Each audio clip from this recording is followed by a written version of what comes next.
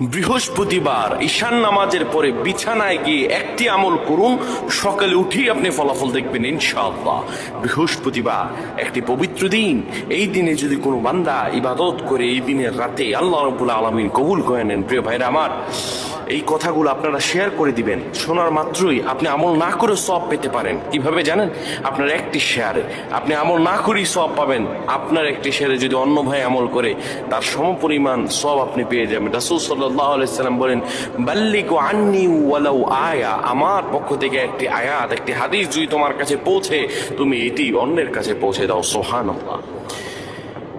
বৃহস্পতিবার যখন হয়ে যায়, দিন গিয়ে যখন রাত আসে, ওই রাতটা বৃহস্পতিবারের নয়, আরবি নিয়মে রাত আসে আগে, দিন আসে পরে।